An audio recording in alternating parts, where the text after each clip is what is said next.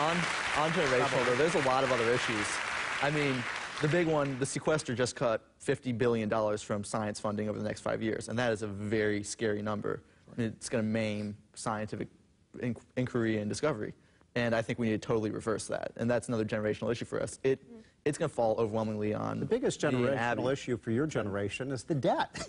I get so upset with young people who say, well, let's have more funding for this, more funding for that. If we don't do something about this debt, you're going to spend all of your time working just to pay off for the fiscal sins that we're committing today. So, Stephen, I think you probably would agree with return on investment, right? Right. So I think science funding, yeah. But there's a huge return on investment for funding science. Right. Way more than But the private sector science is the one that matters the most. That's where all the innovation comes from. I mean, and we got to get You can argue with some of the scientists on that, whether basic research is vital or not. I think it is. Yep.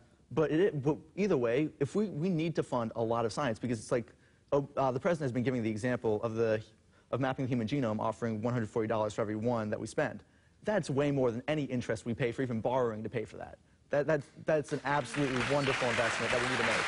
So you think things like when the National Science Foundation spends money on snail mating habits and so on, that's a good use of taxpayer dollars. We've been over this. You're not a scientist. Yeah.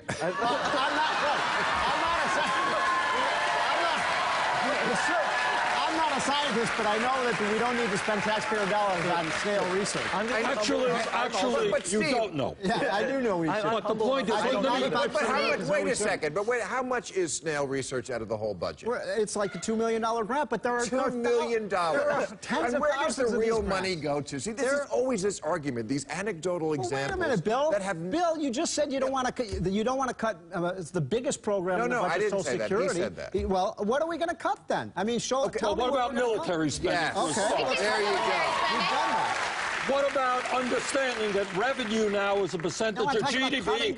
Yeah, I know that's all you talk about. Right. But maybe if we asked 1 out of 4 corporations in America not paying any taxes, we have the highest would have to tax cut rate in the world, science. Senator. No, we do not have. Yes, we do. 35%. No. The Tax Foundation says the United States of America has the highest. And who funds the National Tax Foundation? Whoa. You guys talk about science. You're not. This is the science. We have the highest corporate tax rate. Whoa. We You have have the highest nominal, not effective. Right. Not the That's one because what really people pay is the lowest. It's 12%. How much does General Electric pay? Zero. That's why we got to totally overhaul the corporate tax system. I've been on that for. We should have a flat tax and get rid of every deduction. A second ago, we were paying the highest. We have the highest statutory corporate tax rate in the world.